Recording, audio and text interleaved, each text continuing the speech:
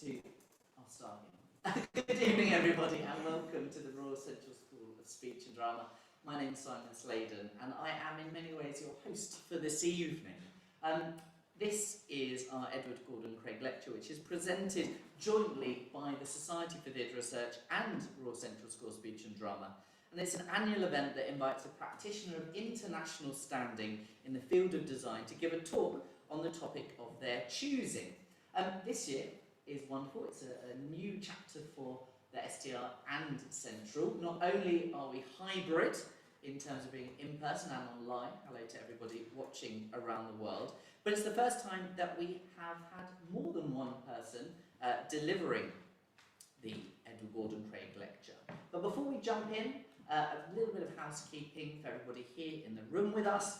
We're not due to have any fire alarms or drills, so if one does happen, please use the exit that you came in there. We're going to be talking for about 40 minutes, and then we're going to throw it open to questions here in person and online using the chat function on Zoom. And then for those of you that are here, please join us for drinks afterwards. Those of you at home, please enjoy a beverage in your own company. So welcome to the Edward Gordon Craig Lecture. This year, Art, Advocacy and Action, Scene Change and the Power in the Collective, presented by Scene Change. I'm joined and delighted to introduce some of the members of Scene Change here. So I'm going to go along in order, starting with Soutra Gilmour, who's a set and costume designer. Her theatre includes Buether, the Almeida, Romeo and Juliet, the Littleton Films for the National Theatre, and Juliet, currently playing at the Shaftesbury Theatre, Betrayal, the Jacobs Broadway, Pinter at the Pinter, The Season at the Harold Pinter Theatre, Evita at Regent's Park, Timon of Athens, RSC, Guys and Dolls, Royal Exchange Manchester, to name but a few. Then we move on to Simon Kenny, who's a UK-based set and costume designer working in theatre, opera and live performance. He trained at the Royal Central School of Speech and Drama, and his work on the acclaimed off-Broadway Pie Shop production of Sweeney Todd was nominated for the Drama Desk Award for Outstanding Set Design of a Musical. His designs for Black Men Walking were selected to represent the UK at the Prague Quadrennial of Performance Design and at the V&A Museum, and he is the current Maria Bjornsson Theatre Design Fellow at the Royal Academy of Music.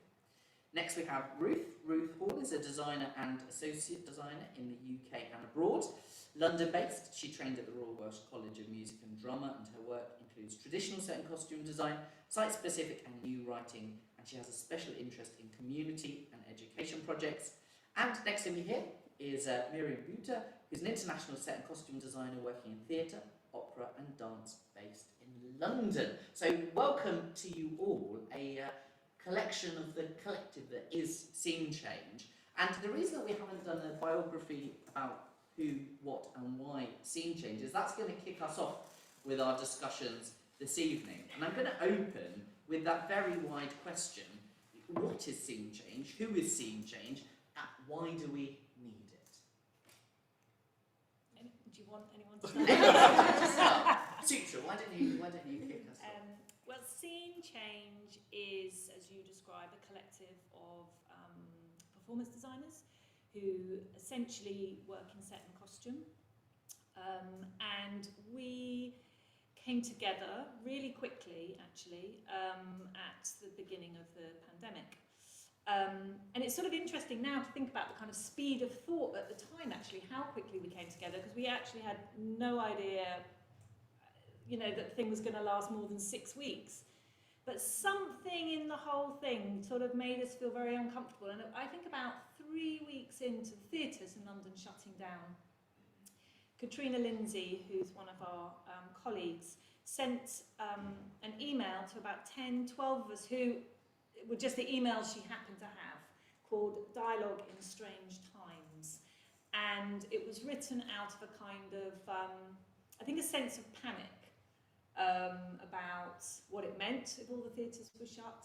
But not just that, the very, very quick conversation that was occurring, because it was very clear that if the theatre is shut for actually more than a week, the economic model doesn't work. And very quickly there was a financial problem in the industry.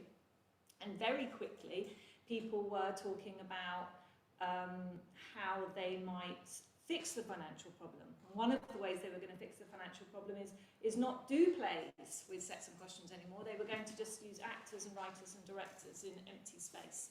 So there was all these fascinating conversations going on about when will theatre ever start again? Is it going to start next week? If it starts next week, there won't be any money, and so we'll put on some monologues with some actors and directors. And I think all of those things felt very odd and bizarre. And at the same time, there was a kind of I mean, I'm going to use activism as a word, I think, actually, because a feeling that actually, as designers, there were going to be conversations going on about what might happen in the theatre industry, how we might get theatres open again, how we might be able to put plays on again, how we might fix it. And it didn't feel like designers were going to be part of those conversations. They weren't naturally going to be in those rooms because designers don't tend to be artistic directors, they don't tend to be producers, they don't tend to have any of those roles in theatre. And yet, and maybe this is our own big-headedness, we thought that actually we probably had quite a lot of interesting ideas about how one might do all of these things, how we might talk to people and communicate with people and put plays on without any money and find interesting ways to work outdoors and all of the above. And so all of those things kind of were in her email. And so we sort of said, why don't we have Zoom? You know, little did we know that we'd spend the next 2 years of our lives having Zooms. And so I guess it was around 10, 12 of us got together on Zoom and kind of just chatted. And what was so extraordinary about it, I think, was, of course, it was in a very, very difficult time. But actually, what was amazing about it is we were doing something that, as designers, we never ever do. Because we always work as one individual. And actually, in British theatre design, you often tend to do set and costume. So you're actually doing two jobs, one person, you're dashing in and out of the rehearsal room, you're dashing in and out of the building. You're a very lone figure. And there we were, these very isolated lone figures, 10 or 12 of us, all on this Zoom conversation, talking to each other about what had happened, what might happen, what we could do to contribute to what might happen in the future. And it felt electric, it felt brilliant. And we said we should do more of these. And so we met again, I think, about 2 weeks later. But in the interim time, the rest of us, using our own contacts of whose emails we had, emailed to more people, you know, so there's that kind of brilliant kind of spider's web activity starts to happen. And more of us basically joined over that sort of first 2, 3, 4, 5, 6, 7, 8 weeks. And probably, I'm sitting here, I think I'm probably the only person from the original 10, 12. Not that those people aren't all still involved, they are, but it's as a collective, you're available and you do things at different times. But everybody else sitting here represents another phase, another hand into the baton, another joining, another set of emails, another set of contacts. I mean, it was only a matter of X amount of weeks later that you were... Absolutely, it was a couple of weeks after it. Those first conversations had started that I had the email from Soutra asking whether it was something that, again, it was sort of almost like a kind of coffee morning thing, but it's like, just come and have a conversation.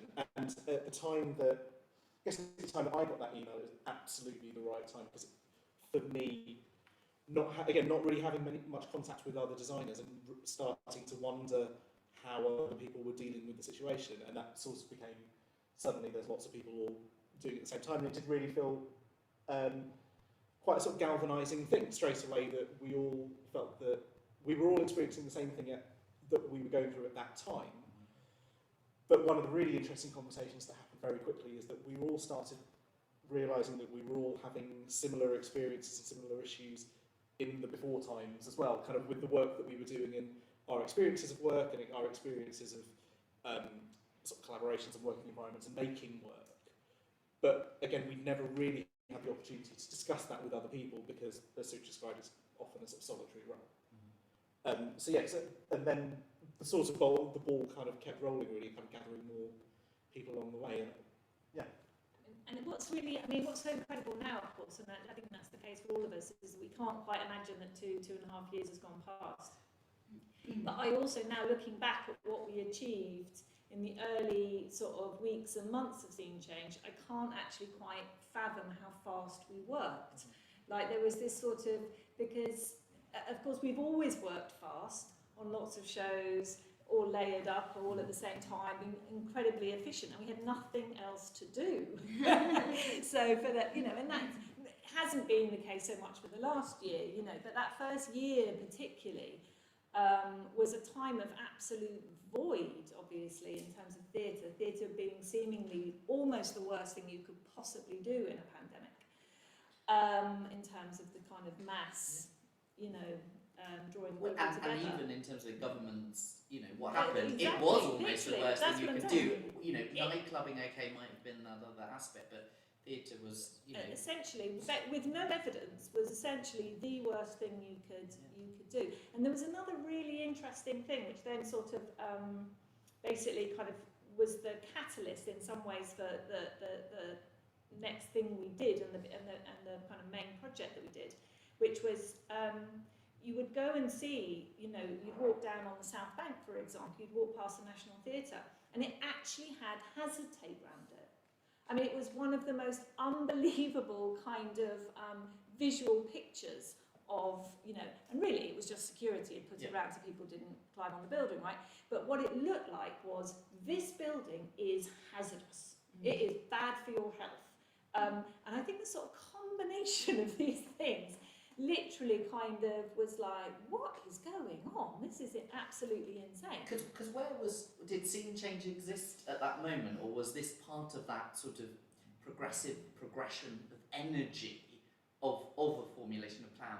Because with Miriam, when did you get involved in terms of the project? Obviously, Soutra, you were on sort of from the beginning. Simon came a little bit later. Maybe at that point it was getting a bit clearer that theatre was going to be closed for quite a period of time. How did both of you get involved in this work? Well, I probably joined quite late. I saw, I was, you know, in the pandemic, homeschooling my kids, feeling pretty isolated because, like you say, we work, you know, we sort of work by ourselves most of the time. And I saw the tape action on, probably on the news and on social media, and I saw, great, something is happening. And it's very exciting. Freelancers make theatre work also started to happen. It was really exciting and hopeful. And I remember talking to my agent, on one hand being really excited, on the other thinking, well, how's this going to pan out? We're going to come out of the pandemic, everything is shattered.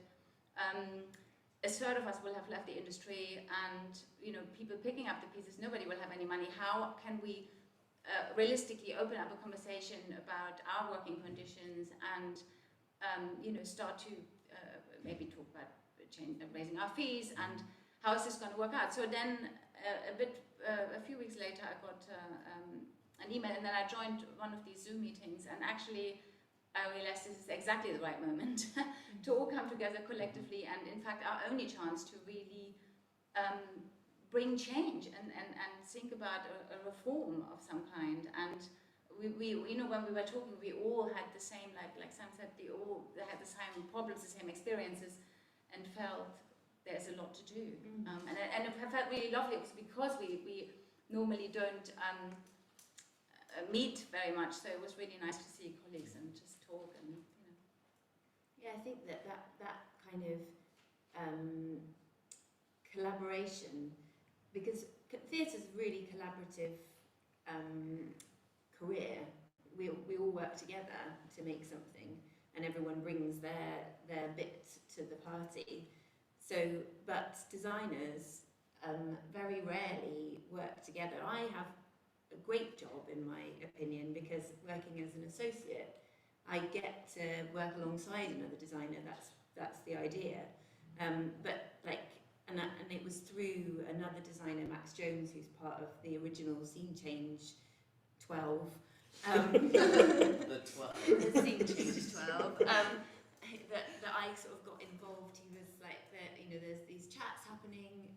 Do you want to join in? And it was like a coffee morning, and then that expanded, and we did big Zooms with sort of 80 people, 80 designers in a Zoom room together, and the kind of amazing understanding of what we were all feeling and all dealing with, and the fact that the pandemic had shocked us all into realising that our careers were completely not sustainable, that there was no safety net, that we love our jobs, we work incredibly hard, we roll from one gig to another, often overlapping, and then suddenly, like, that was shut and it was all suddenly gone, and you're like, well,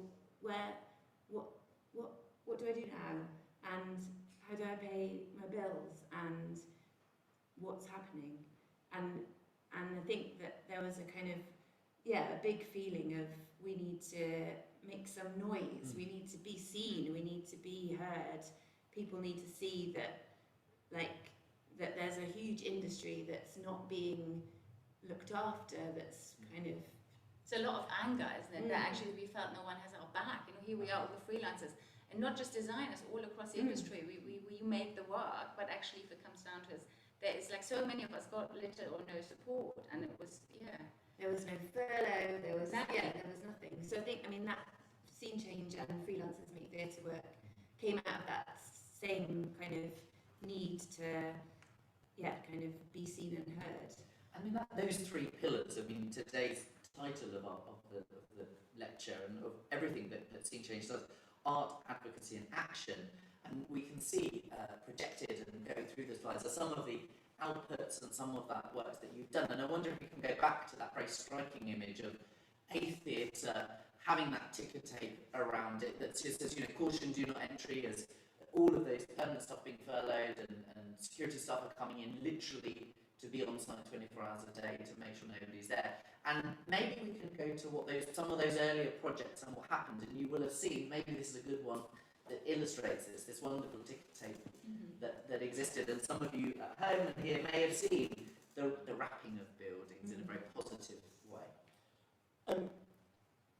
I mean, the thing that I always found interesting about that project is that it never started as a project. It was, so I was putting some of these images together, so I found something from the really early notes. And it was a conversation about this tape at the National. And it's like, well, wouldn't it be nice to like change it for something nicer? And that's sort of where it started. And it became all about whether it was something, it was partly about kind of raising the visibility of these buildings that have been closed and have been made to look like they were dangerous. It was partly a way of, I guess in some ways, sort of us offering some support in the way that we could to those buildings and to our colleagues that were there. And it began as a very small act. And then the more we were talking about, because it never really felt like there was a plan behind it, the more we talked about it, it's like, oh, well, if we do it here, then why don't we talk to some of the other artistic directors that we know? And then that became, well, we can't get to all of those places, so why can't we reach out to some other designers across the country? And then it sort of snowballed quite quickly, and we ended up with, over the course of a month, I think it was something like it was 120 different venues across the country, and about 400 designers and theatre makers involved in doing it. And it also became kind of very important that, I think for the sort of running of it, that even though the idea started with us, that the connection and the support and the community that we'd found within the small group was something that then we were able to kind of offer out, and became that kind of visible action that we could do and that our colleagues could do all across the country. It was a gift, wasn't it? It was all, we'd found this lovely sense of community, and then we'd had these huge Zooms with 80 designers in a room, and it was kind of like a kind of. But there was also some, sorry, so there was some, it was a gift, but it was also quite a political act. It was like, it was still angry. It was like, there was this sense of kind of reaching the community, but like the other people we were talking to were experiencing the same or similar feelings. So it was also the chance to kind of have, like, enable other people to make those places visible. That were also being ignored all across the country. Yeah, and I think it was a great kind of metaphor in a way. You know, it was just a roll of tape, and we had to finance that ourselves. So it had to be something unbelievably cheap. And yet, with these X amount of rolls, we literally went from one end of the country to the other. So it was a kind of a way with almost nothing touching people the entire breadth of the country. So it was this kind of brilliant metaphor in a way. It had that. It had the kind of, we're going to take your hazard tape and we are going to tear it up and we are going to make it love tape. So like, do you know what I mean? It was like that was also a thing. And then there was also something about the fact that we were outside those buildings as freelancers and we were wrapping them from the outside, really, you know. So there was something about us as freelancers and the kind of exchange with the building. It was also something that very, very quickly sort of made visual the web of theatre, made visual all the people that we know through our everyday work, all the people you know, all of the people that are interconnected. So it's very specific, these kind of lines is about kind of interconnection across the whole industry, I think. And lastly, I think it was about the power of image. And one of the things that had been really clear in the sort of early months of the pandemic is that it was really, really difficult for theatre and the arts as not key workers to make any kind of impact in terms of their story. And the words were not enough. Nobody was, you know, necessarily that interested in the words. And what was so incredible was when you made a picture, it became out there. You know, when we made a picture, it went on to the BBC 6 o'clock news. You know, it was like, and so the power of image in our everyday lives, I think, was the thing that we were actually really wanting to express. That we're people who make pictures. And actually, I think we undervalue the power of that in our everyday lives, and to kind of show narrative and to engage with people and to make connection and to be a kind of something that's available and open access. You know, so you can be in Mull and you can get, Simon can send you your roll of tape and you can wrap your theatre, you know, and you can make yourself part of that image, or Hackney Empire, or, you know, Cardiff, or, you know. So I think that felt really, really important in terms of the kind of what was possible with something so small, actually. It was also, there was also something kind of with the kind of connection and the community aspect of that image making. We very definitely and deliberately, there's Mal, we very deliberately had a relatively small amount printed, and then the kind of arrangement that we made with every venue that it was at is you can have it for a week, and then it comes down and you send it on to someone else. So everything was constantly, so you have your moment to kind of like make your mark, but then you have to help someone else make theirs with the same materials as it's going around. So there was a lot of like bin bags of bunched up, dirty, wet tape that we were like re-rolling and sending on.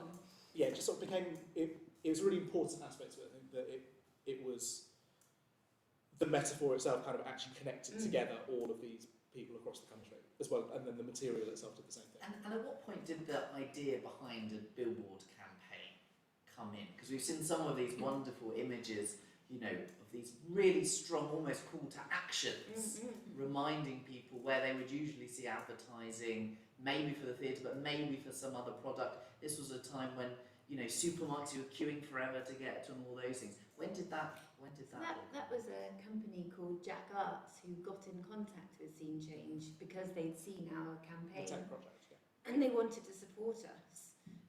So that was all through them. And we, in our like collective, there's a graphic designer called Mike Cranston who sort of took our tape and our message and made the posters. Go on, Something with it as well, that in doing the tape project, I think two things that I realised with it was, one, it was the power of us putting a message on the street that wasn't inside a theatre, and it was also just the very simple thing of what can be done with half a dozen words, and it was kind of reducing the message to the palette. So like vocab palette, but also kind of colour palette. But what we actually had is like within the within the graphic itself, it was listing all of the people who were responsible for making theatre. And it's kind of when you have a closer look at those images, that's what you see, but when pulling out, you just kind of get the three-word slogan. So yeah, it's kind of the reduction of the image and kind of getting a message across. And also I think that each of the projects really reflects the time they were made in. Everything was so immediate. Yeah. So there was this kind of immediate, what can we do really quickly, cheaply, effectively? We can print some tape. And then we can, and then this project the first tape went up 3 weeks after we decided we were doing the project. Yeah. This was probably the last. And then this, you know, with the billboards was about another moving in time where there was that kind of moment, I don't know if everybody remembers, where everyone went, oh, what's going to happen now? Is anyone going to be able to put a Christmas show on? Is anyone, you know, there was a kind of moment when we thought maybe we were going to open, but maybe we weren't, and it was good. You know, there was this kind of, there was always these little peaks and troughs, and I think all of the projects we've done have been kind of sort of been about one of those peaks. It's always been a kind of response to the time, as quickly as we can. Yeah, and so Jack Arts, who run basically a series of billboards around the country called Build Hollywood boards, had approached us, and so we did this very, very quick turnaround. And the thing that seemed to be most sort of present in our minds at that point was whether theatres were going to reopen. This was in the autumn period, reopen for the Christmas show, kind of seasonal event that basically allows them to run for the rest of the year. So another kind of real financial imperative for everybody, but also, of course, a time when all the freelancers would have gone back to work. So again, it just felt like that moment of what's happening. So again, it felt like a sort of and that's time where you to have speak. The billboards with this is not a pantomime. Which again, so the idea with that was just the 4 words, this is no pantomime. It's like partly talking about the political situation and how everyone's being treated. Looking at the background of it, then suddenly seeing what it means for no pantomime time with all of these different crafts not being employed at this time. So it's not just something. There was something very specific in the news from the Culture Secretary at the time that was talking about the idea of pantomime and us all getting back. And that's sort of the impetus for that was this is what it means with to not have it. Yeah. And also don't treat us like it's a joke. Yeah, and so in addition to the tape and the billboards, I want to talk a little bit about the zine that was created. And, you know, it was that a reflection of another stage in the pandemic, and the collective coming together and thinking about a different type of creative output that also has a different sort of frame, if you like. Yeah, it was when we were starting to be allowed to be in rooms together again, and having been on Zoom, we wanted to make something together. I think it was about this thing of us being a collective of designers, of makers, of creators, and it was a way to express. We wanted to make something real, and we wanted to make something together. So the zine came out of that, so it was made by lots of different people in a very old school, bits of photocopy and Pritt stick, and in a car park. You know, just sort of like a way to get together. And then it was about, again, this theme of scene changes, about raising the visibility of theatre designers and all of the connected crafts. So costume makers, model makers, draftspeople. There's a huge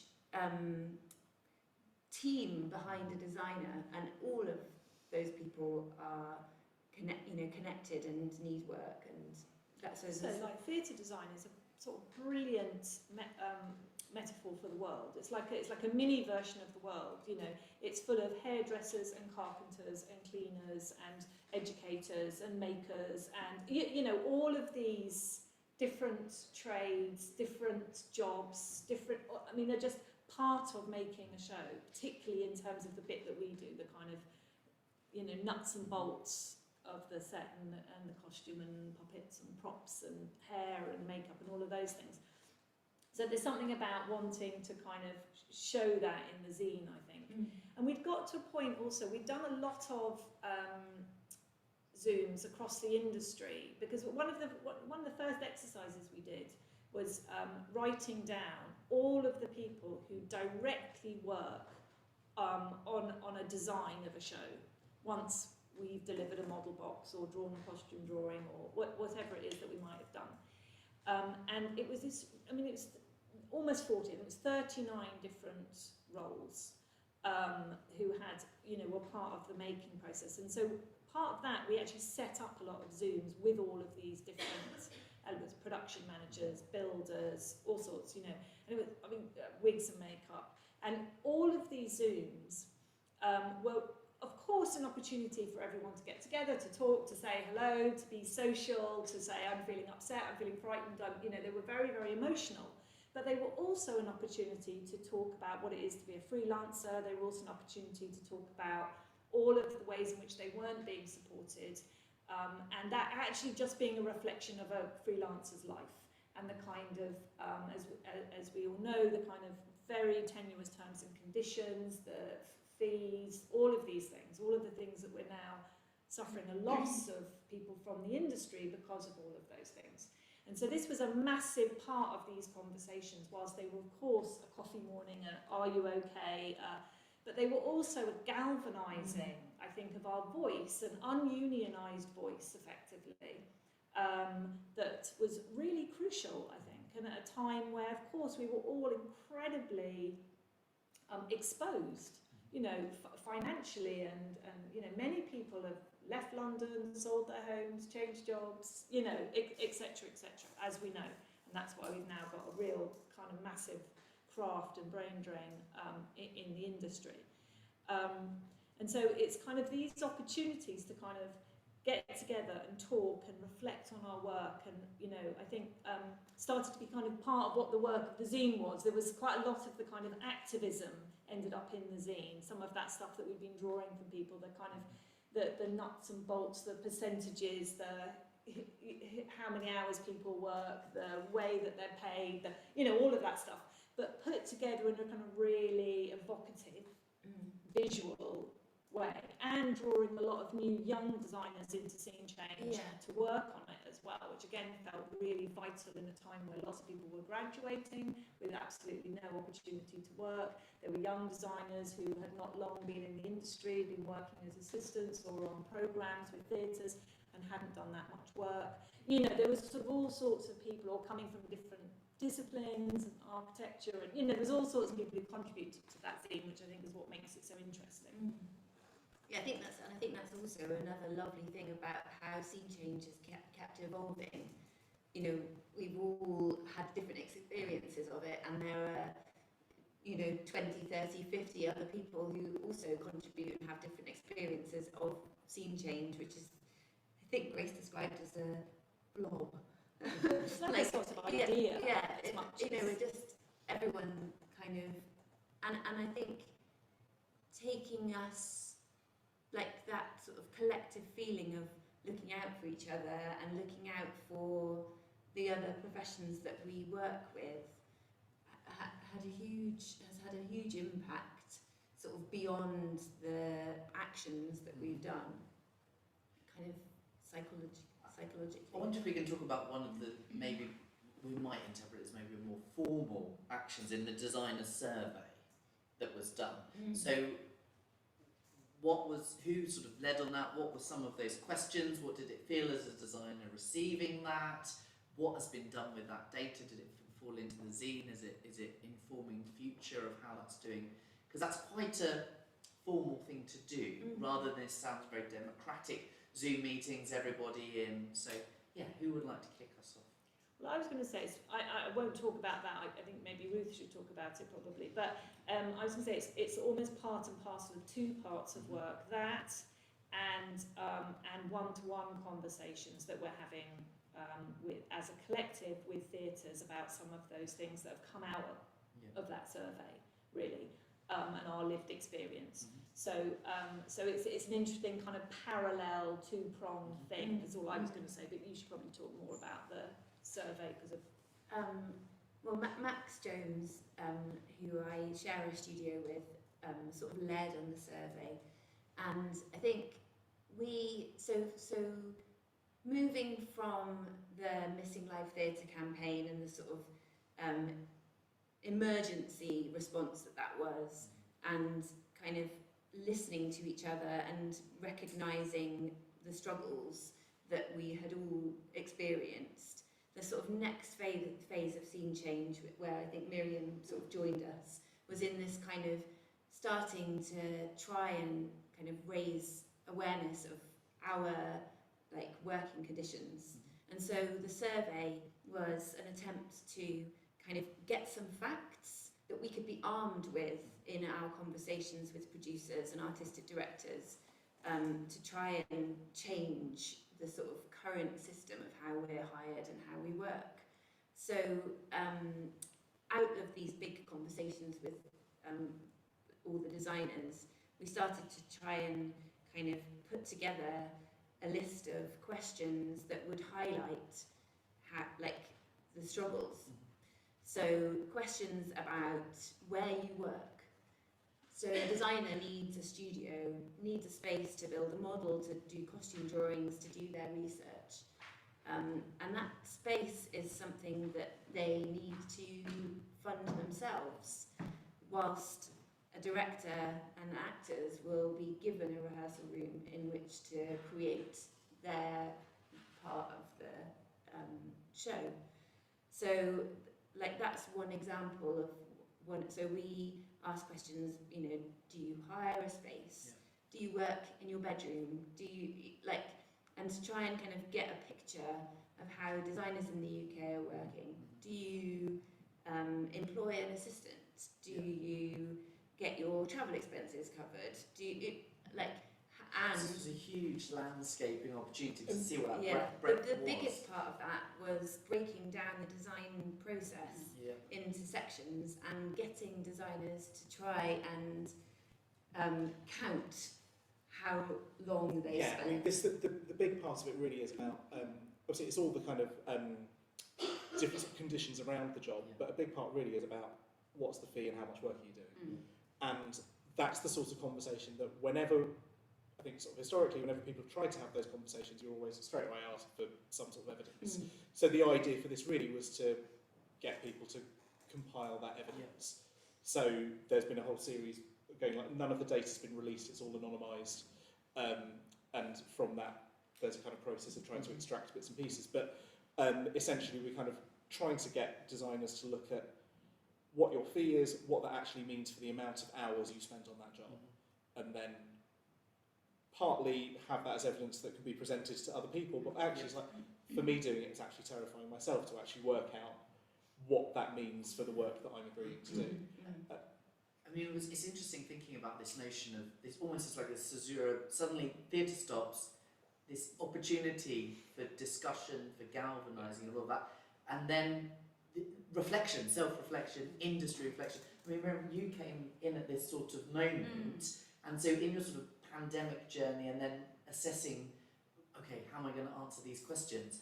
Did that feel both empowering but frustrating, and sort of be the next flame that was lit with everyone going, okay, at the beginning we thought there was something that needed to be done, and now, wow, we're gathering this momentum and we can. Yeah, no, it felt actually it felt like filling in your tax return. You go like, oh my God, that's the last thing I want to do. But then really useful also thinking back how much time, like you say, how much time we designers spend on projects.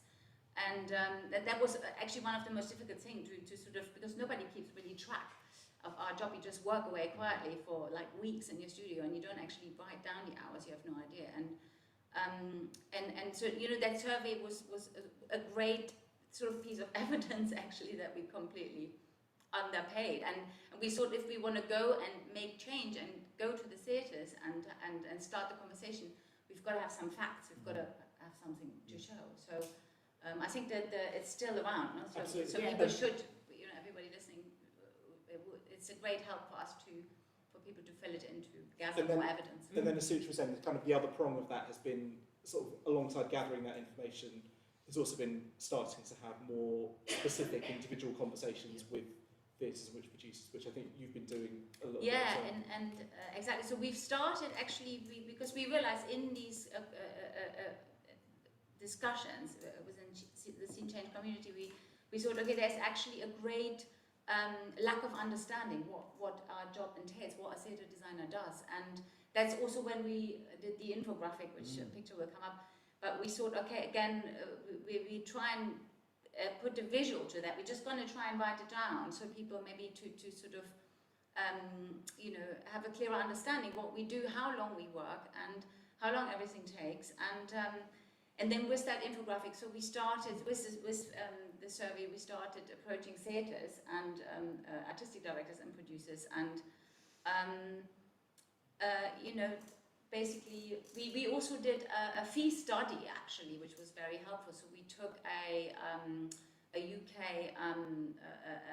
a theatre, a subsidised theatre, and we're trying to work out, okay, what would be a fair pay, you know, what are our true design costs, because like you said, Ruth, we get a budget for the model, but actually you know, we're paying a studio, and we always pay out of our own pocket. And we said, this has got to stop. We've got to stop subsidizing an industry which doesn't even stand up for us and sort of help us when the pandemic strikes and we all out of work. So yeah, so we then started these conversations. We have started also, now. there's It's like a long journey. exactly, I was going to say, there's a real power in, I mean, you know, I think this is called, right, something like the power of the collective. And what has been really extraordinary, I think, is that the voice that we have created for ourselves 2 years down the line is an entirely different voice from the one we had as an industry, as individuals. And it's now we can go and we can have these conversations with our colleagues, people we've known very well for a very long time, worked with for a very long time, but have these conversations really honestly with a lot of transparency, both from their side and from our own, but not as ourselves as individuals, as a representative of the larger group. And I think that has been really liberating, not just for us, but liberating for the theatres.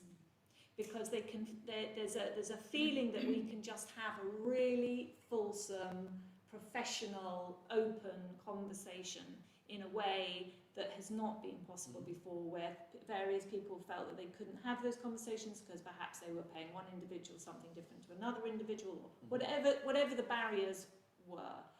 Those barriers, interestingly, have gone, and there's an ability for us as a collective to be in the room with people, have really fantastic conversations, which actually, although they start being conversations about terms and conditions and fees and all of those things, all of that stuff is so embedded in everything that actually they become a conversation about the entire industry, the form of the industry, the point of the industry, where we want to take it in the future, all of these things, which I think is what's so sort of extraordinary. It's like you pull one string and the whole thing is going and all of those conversations are suddenly open and available, and people are interested in rethinking quite a lot of things. Now, not to say they have done so instantly or can do so instantly, but I think there's a lot of different conversations kind of out there now than there were 2 years ago.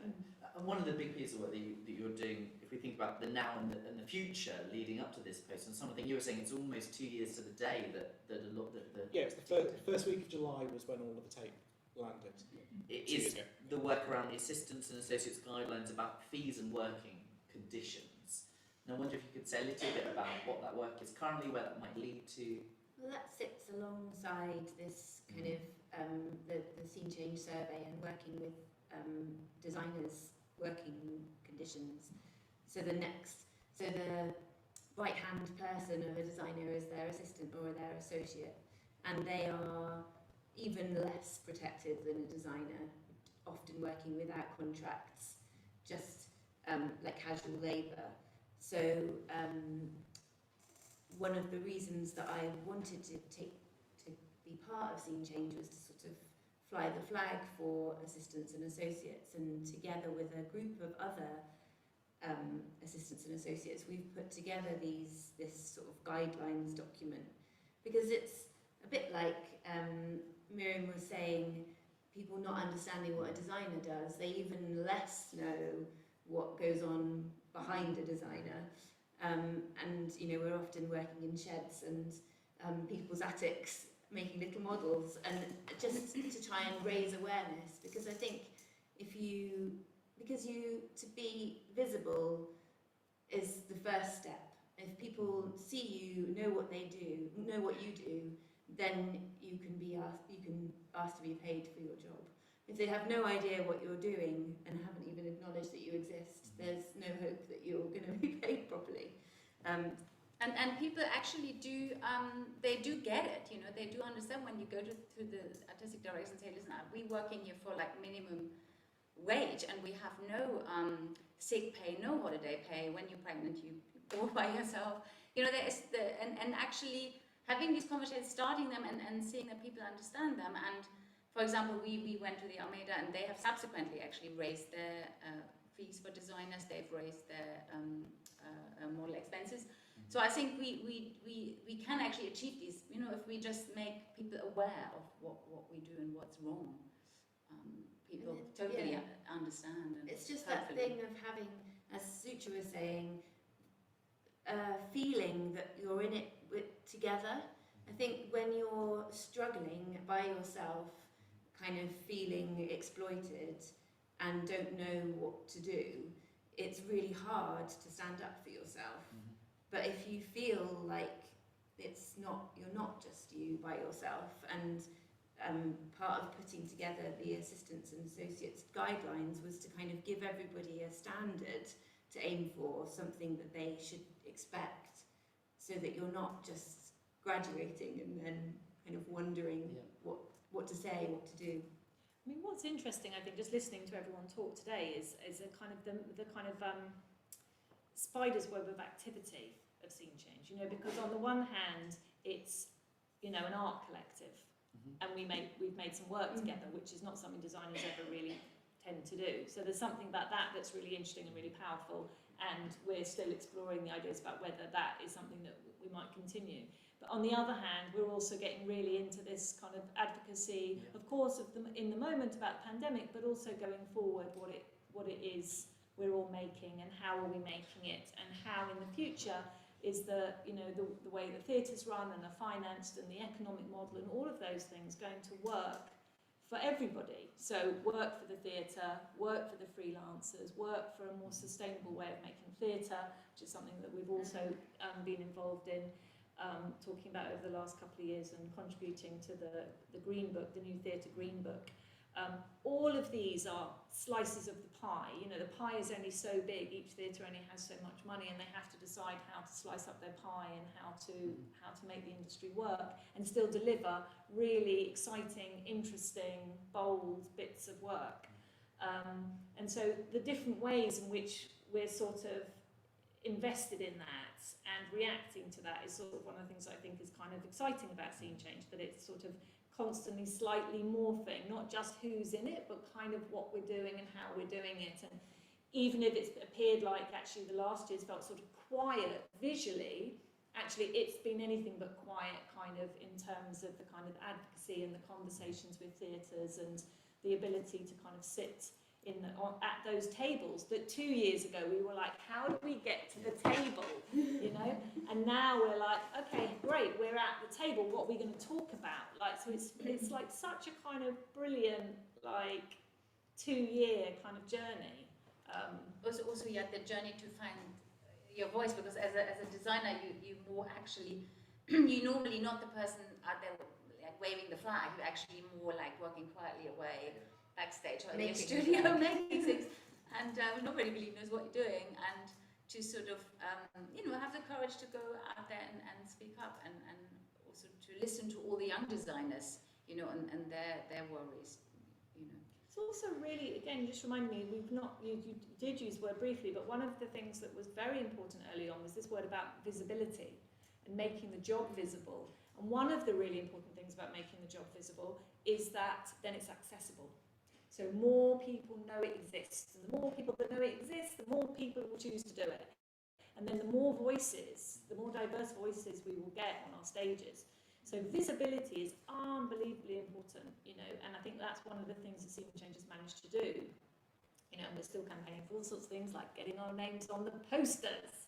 And that is not so it says our names, but it's so it says the word designer, because it's a visual medium. Theatre is not a radio play. And so the fact is you need the writer, the director, the actors and the pictures. So it's like, it's my big new thing.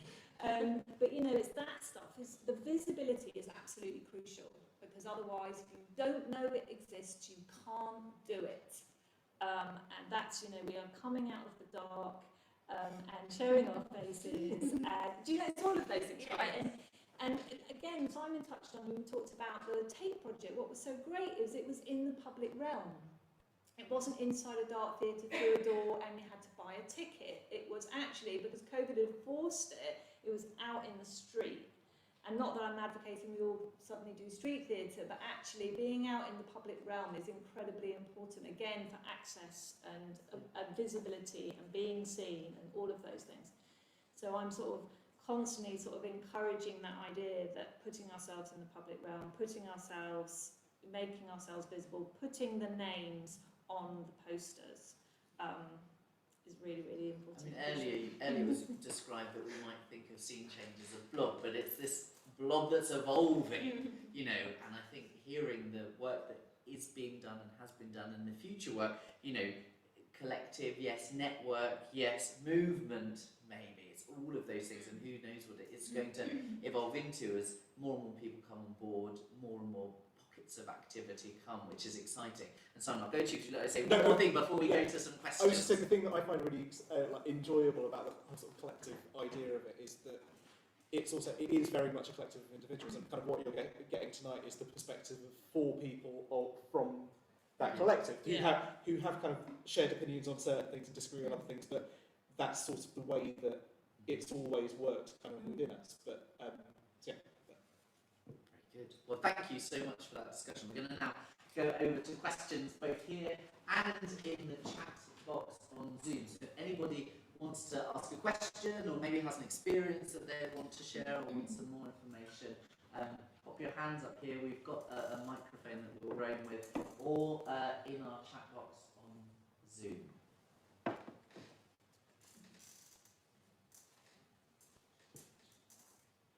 Yes, Donna.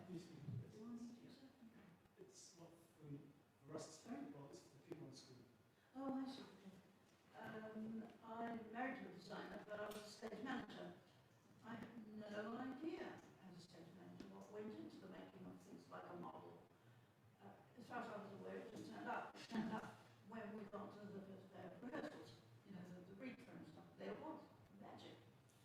When I married my husband, it took days just to produce the little bits of furniture that he needed, because you know you have a collection of little bits of furniture, but you don't have everything. And I was astonished, and you don't get paid for that sort of work, the time that goes into that. Maybe with this sort of activity, collective, people will start to realise that it isn't just make it and show it. It's hours and hours of research and delicate making and the skill and craft that goes into the actual production of things like models, and then the finished product, of course. So, you know. Well, it's like you say, it's the invisible work. And I think that's what we really were aware of, that there was such invisibility, and that's why that infographic, which actually Miriam did a lot of work on, is really, really fascinating, because it shows kind of all of the processes that you're going through. You might work on something a year before it reaches that first day of rehearsals, when everybody goes, oh, look, the doll's house has arrived. You know, it's like it's this massive kind of, you know, project for you before that moment where you're lumping that box through the door. So I think all of that work, and even, I mean, you know, even people who are paying you don't know you're doing all of that work. I mean, that's what's been so kind of clear, I think, when you have the conversations. And then you get into very, very interesting conversations about what it is you are being paid for. Are you being paid for the hours, or are you being paid for the ideas? Are you being paid for the IP? Are you being paid? I mean, it's absolutely fascinating how you unravel, actually, what and how you're being paid, and whose responsibility is it for how long a process takes, and you know, all of those things. So it's a kind of actually pretty fascinating, but yeah, invisible process, I think. The whole creative process is what should be being paid for, and how that's then divided is a separate issue in a way. Some theatres have said to us, if we paid you properly, we couldn't afford to do theatre. And that may be true. I mean, it's perfectly possible that that's true, because just the hours you put in is perhaps not affordable. You know, but I think we need to have that conversation as an industry, because it's not down to whether designers will work for free or would like to be properly paid that makes the industry work or not work. You know, It's also a lot of the time we're doing two jobs. We're doing the job of a set designer and the job of a costume designer, and actually they're two completely different jobs, which is very British thing that they put in one pot. In Germany, for example, you train differently. You know, they're two completely different salaries. Here it's just you end up doing both jobs for one salary. And then sometimes if you split them, there isn't parity, so the costume designer earns less for some strange reason. So yeah, there's a lot of work to be done. But the reason you would want to do both jobs is in order to have the unity between the design of the one thing and the design of the other. yeah, I think we've all probably, as individuals, got different thoughts about that. I think some people love doing both, and I think some people, given half a chance, would do one of them.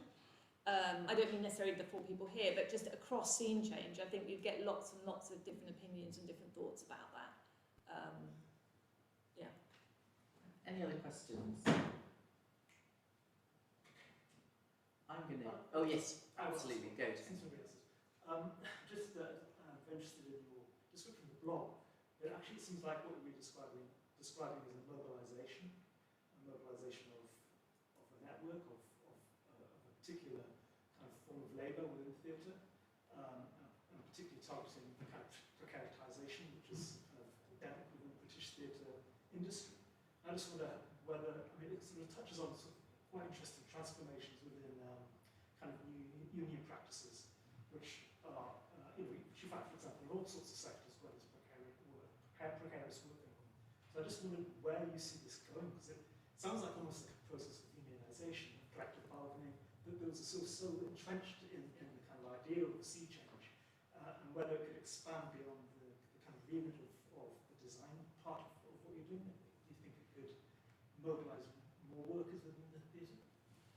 I mean, the union thing is a conversation that has come around Yeah. a lot, just while we've sort of been in this kind of early days trying to work out, I say, kind of like, what is the point of it. And I think the thing that we kept coming back to is that it's possibly more useful to be on the outside rather than to be kind of in it, trying to, like being able to kind of put pressure and present facts rather than actually being the ones kind of trying to be in the midst of the negotiation. Again, I think like across the group, everyone's got kind of different opinions on the ideas of unions and whether unions work for theatre designers in their current state. I think everyone will have a different view on that, but certainly... And I think there's also an evolution happening in the theatre unions. Sort of theatre designers sit slightly and funnily between Equity and Buether, and Buether have recently started a sort of freelancer branch to kind of try and hold this, well, in sort of recognition of what we've all learned during the pandemic. And I think Equity have also started to try and work on their designers' representation. So I feel like there is some things happening, and as Simon said, that scene change, the sort of, I think we've learned that our power is being sort of slightly outside of the establishment and waving the flag. Yeah, and I think in all honesty, our desire is to be the catalyst for change, rather than necessarily the gatekeepers of change. I think that's something that's always made us quite anxious, this idea of sort of putting ourselves forward as some kind of gatekeepers of all answers or all opinions. So essentially being able to be a kind of amorphous, kind of ever-moving, as you say, mobilisation, it's more to do with being a catalyst. And I always have loved this word, maverick. I like us to make the maverick choice, and I don't think once you're a union you can start making maverick choices. That wouldn't probably go down well. So I think that for me always feels like we can change all the time. if we don't set ourselves, if we don't settle ourselves, we can always be in a mode of change, and therefore we can always be reacting to the times, and that feels well, for people who basically spend their whole lives, you know, doing a show, finishing a show, moving on, doing a show, finishing a show, you know, it feels much better to be able to always be on the move. And I think being settled in one spot is very complicated, probably for all of us, for various different reasons, but in terms of the kind of personalities who are drawn to this job. There's also something about ownership, no? that we have sort of ownership, and we take responsibility actually ourselves for what the change we want to see, which is. So have you got a question? So last question from Tom from here. So that's interesting. What you're describing is an anarcho-syndicalist union, actually. I'll take your word for it. They're very critical of trade unions as they developed over the last 100 years. Anyway, that wasn't my question. So as somebody writes about the politics of theatre making and production, I'm very interested in your data. Because, as you was asked only yesterday, I said something in an essay about, designers commonly report being marginalised within creative processes when it comes to kind of significant decisions. And the person who's editing the essay said, where do they report this? And I was like, well, they're my friend, they tell me this all the time. But there isn't a lot of data about that. There aren't loads of published interviews with designers. So I wondered, on the one hand, are you thinking about publishing it anywhere? Are you thinking about making it available as a resource? But also, I'm just interested in what surprised you about the information you collected. If there was anything which particularly stood out, you thought was revealing. I think what was heartbreaking was that there were no surprises. Because the data that we've collected so far, and yes, we are still collecting it, so please take part, is what we all know, and then it was there in figures and horrifying. So actually there were no surprises. It is, as everyone reports, over a glass of wine at press night, that shared experience was there, glaringly obvious. I think the surprise was the scale of the issue. It's like, I think from the responses that I've seen, like, it's a pretty uniform response, regardless of scale of work. It doesn't matter whether it's a kind of a small fringe thing or a large scale opera. It's like the problems and the issues are scalable. But yeah, I think it was basically the surprise was that it didn't change. There wasn't kind of much difference between the different scales and the different types of work. It's interesting. It is really hard to quantify though. The kind of thing like, how do you quantify an experience in a way that you can kind of extract data from? So some of the stuff that we've got is there is kind of some anecdotal stuff, but then a lot of it is kind of as figure based as it can be in order to try and have this kind of stuff. We've been talking about trying to kind of extract some bits and publish odd bits here and there. I don't know what the kind of long-term plan for it is. We're still trying to kind of, it's a kind of open-ended project at the moment. But.